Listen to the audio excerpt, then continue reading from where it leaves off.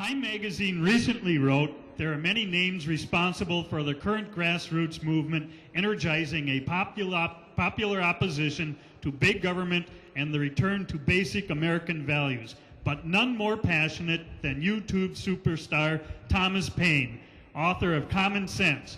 To date, his fiery orations have logged 32 million views and opened up a national debate that continues to grow. He called for a second American Revolution, and it soon became the national battle cry. He urged a citizens' march on Washington, and 1.7 million filled the streets of the nation's capital. He proposed sending tea bags to Congress to represent a nation's anger, and the floodgates came down, and Capitol Hill was inundated with the bagged beverage. John Adams said, "It was the sword of Washington and the pen of Thomas Paine that won independence for America." Now, Mr. Paine is back using his booming voice to condemn apathy and inspire patriotism, participation, and pressure on what he calls our non-representing representatives in the asylum on Capitol Hill. As he always remains the most outspoken of our founding fathers, blunt, direct, and with no holds barred. Ladies and gentlemen, the man who first called our country the United States of America, Citizen Thomas Paine.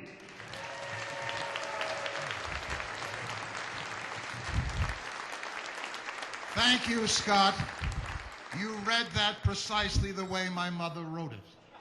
Appreciate it. My mother, who once introduced me to 10,000 people, she was told by the MC, "Make absolutely certain you'll be brief." She spoke 7 words and had half of them on the floor. She said, "He was better as a coming attraction." My folks, I can hear your silent prayer. We've been standing here for 2.5 hours. We've heard all these wonderful speeches, but it's time now for action. I guarantee you I will be brief. I hear your prayer. The question is now, how do we translate everything that we've heard today that you can make a difference with our Constitution?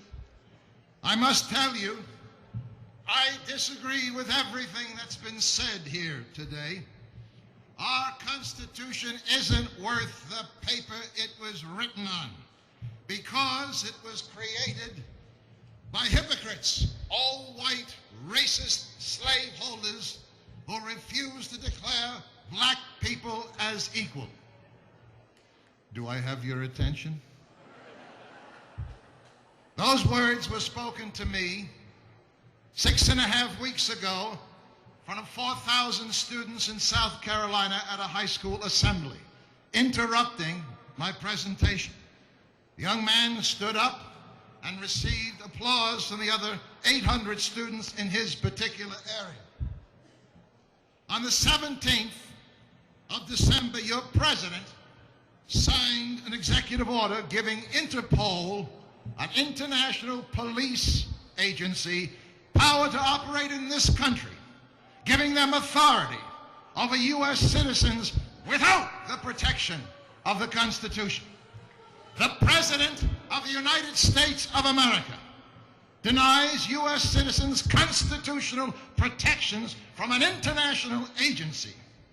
And a few days later, his Attorney General declared the terrorists who murdered 3,000 Americans on 9/11 would be granted constitutional rights in our court of law.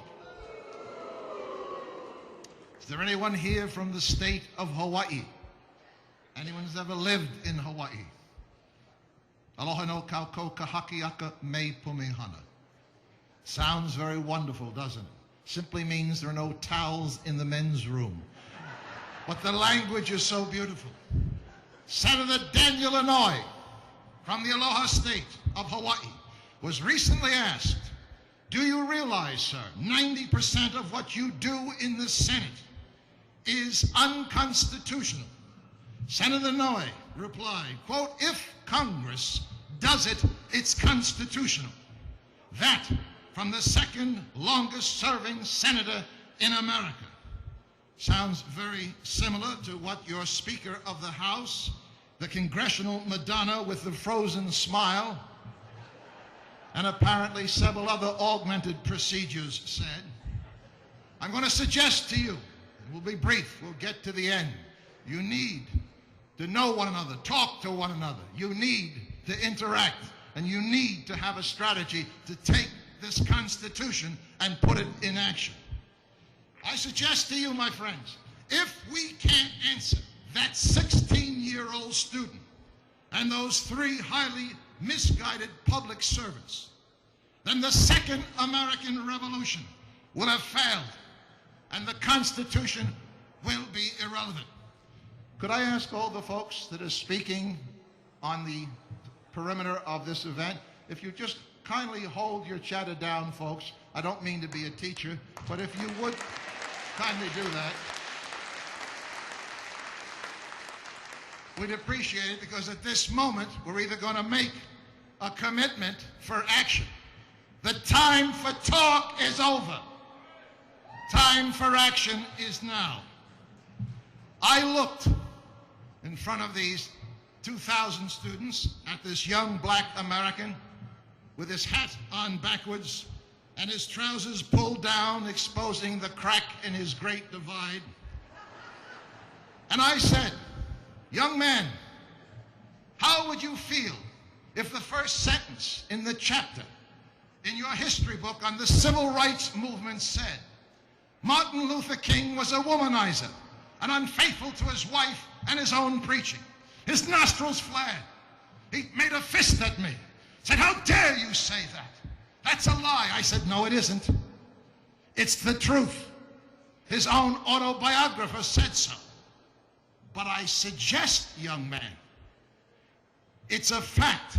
But starting off a chapter on this brilliant and courageous hero's life with those facts is wrong. Why is it wrong? Because it's out of context to what he accomplished and the times he lived in. And he looked at me.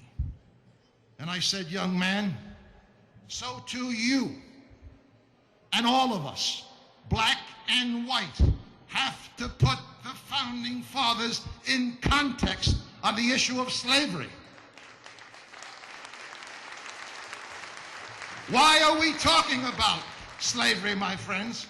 Because your political left has done an amazingly effective job of making slavery the central issue of colonial America. And if we don't answer this young man, if you don't know under what principles of our Constitution we should answer him, everything you heard here is ineffective. Because that's what they are saying America is founded on. The debate whether to abolish slavery started years earlier, as you well know, when the first government was formed or attempted to be formed under the Articles of Confederation. The southern states stood up and said they would walk out. There would be no government if slavery were abolished. The northern states opposed them. This is the information I gave the young man in front of all of these students. But they compromised for the greater good, hopefully, of birthing a nation. In 1776, abolition was part of the first draft of the Declaration of Independence. I know that because I wrote it.